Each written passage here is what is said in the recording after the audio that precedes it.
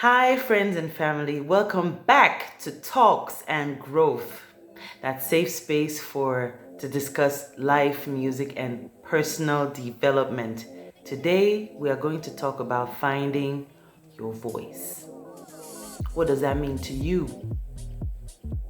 It's so confusing to so many people in so many fields because it says a bunch of things and at the same time, nothing at all. So let's dive in.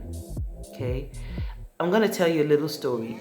In my early 20s, I wrote and co-produced a song, and I had a friend listen to it. Well, a friend. You understand why I'm very doubtful about calling that person a friend. So this person listens to the song and tells me that I sound like a low-budget Jill Scott. Listen, it stung. It hurt. I was there asking myself, what must I do? What did I miss to not sound like myself? Or what must I do to sound more like myself? Okay. Likewise, I have coached lately two people, a lady and a gentleman, that have very decent voices, but both of them came up to me with the complaint that whatever comes out of their mouth does not sound natural and does not feel natural. What is finding your own voice like? Okay, so I'm going to speak first of all from a singer's point of view because obviously that's what makes sense to me. So, finding your voice supposedly is finding that natural sounding voice that sounds at its best in any given song. At the same time, how is it that a voice that you have tweaked through techniques, that you have worked on, the vocal cords that you have trained in a certain way, how does all of that amount to a natural sounding voice? Isn't what by default comes out of our mouth a natural sounding voice? Okay. Likewise, you take a speaker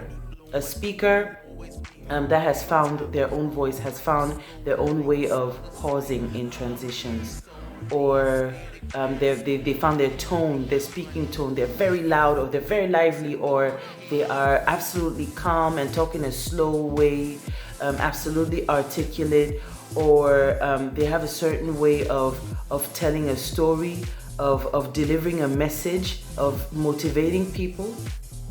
Again, there are techniques to get there. There are people you have emulated to get there. So how is that finding your own voice? I'll take a writer, for example. Same thing. A writer that found their own voice has found their style of describing a place, a person, or a feeling. They found their way of putting words together in order to cause a certain emotion inside of the reader. Again, there are certain techniques that you learn in order to get there. There are other writers that you have emulated in order to get there. How is that finding your own voice? Okay, so I will go back to singing, but my personal experience. Over the years, I've had the chance to grow. I've had the chance to discover myself.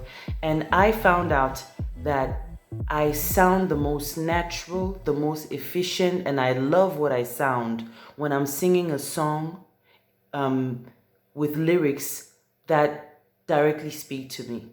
So the content, I must be able to make a connection with the content. So you will quickly hear a difference between me singing some random song that is running up and down in the radio and me singing a song that means the world to me.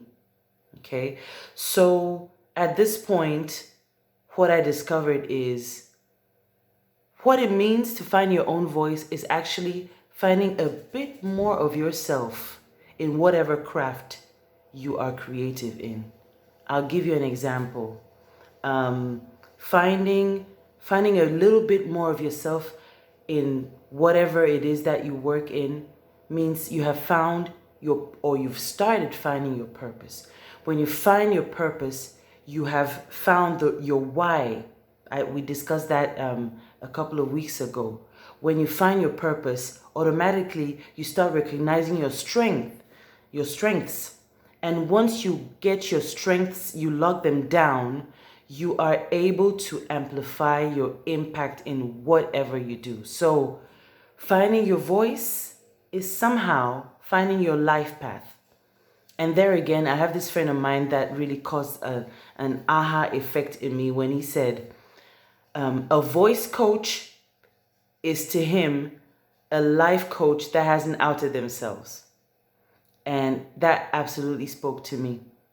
So today, if you found, if you feel you haven't found your voice, you probably just need to dig a little deeper in yourself. You need to ask yourself the right questions about where you come from, who you are, what lights you up, what doesn't light you up. And then you'll start finding your way. You start liking what you sound.